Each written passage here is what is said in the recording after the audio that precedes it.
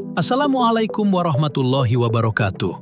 Selamat datang dalam sesi pembelajaran Al-Quran Hadis untuk kelas 10 bab 7. Nama saya Ahmad Kozin, dan hari ini kita akan mendalami 4 istilah kunci dalam sumber ajaran Islam, yaitu hadis, sunnah, atsar, dan khabar. Tujuan kita adalah agar kita mampu menjelaskan pengertiannya secara tepat, membedakan sumber-sumbernya secara logis, serta mampu menerapkan nilai-nilainya dalam kehidupan sehari-hari. Mari kita mulai dengan pengertian hadis. Ada 2 perspektif besar di sini.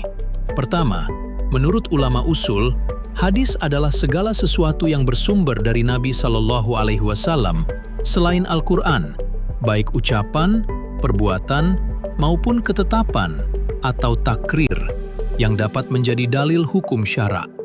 Sementara itu, ulama hadis memandangnya secara lebih luas, mencakup segala yang disandarkan kepada Nabi Shallallahu Alaihi Wasallam, termasuk sifat fisik, akhlak, hingga sejarah hidup beliau. Selanjutnya adalah sunnah.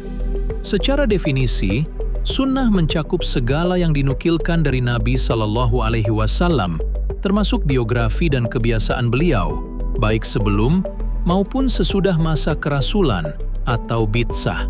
Cakupan sunnah ini lebih luas dari sekedar teks hadis. Dalam pandangan ulama fikih, sunnah merujuk pada amalan yang dianjurkan, di mana seseorang mendapat pahala jika mengerjakannya. Apa itu khabar dan atsar? Khabar adalah istilah yang lebih umum karena bisa disandarkan kepada Nabi Shallallahu Alaihi Wasallam maupun kepada selain beliau, seperti sahabat, tabi'in, atau berita umum lainnya.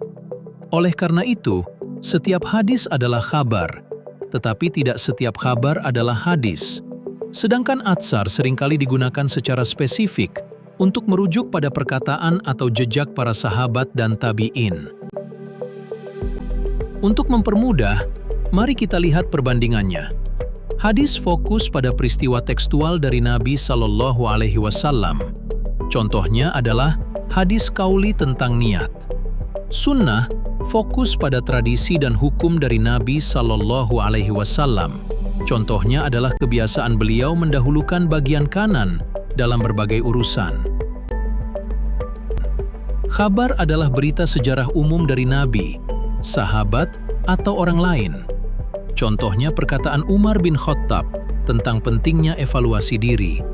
Atsar dominan berasal dari sahabat dan tabi'in, seperti perkataan Hasan al-Basri mengenai sholat di belakang ahli bid'ah. Penting bagi kita untuk membedakan antara Al-Quran dan hadis. Al-Quran adalah wahyu, yang lafal dan maknanya mutlak dari Allah, bersifat mukjizat, dan membacanya adalah ibadah khusus dalam sholat. Sebaliknya, hadis maknanya dari Allah atau Nabi, namun lafalnya dari Nabi. Sifatnya lebih fleksibel dalam periwayatan makna, dan fungsinya adalah sebagai penjelas atau bayan terhadap Al-Quran. Sebagai kesimpulan, memahami sumber-sumber ini harus mendorong kita untuk gemar membaca, menghargai karya ulama, serta bersikap kritis dan teliti. Sebagaimana kata Imam Abu Hanifah, tanpa sunnah, tidak ada seorang pun yang mampu memahami Al-Quran dengan sempurna. Terima kasih atas perhatiannya.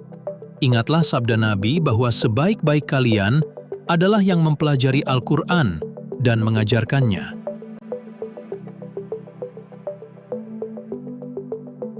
Wassalamualaikum warahmatullahi wabarakatuh.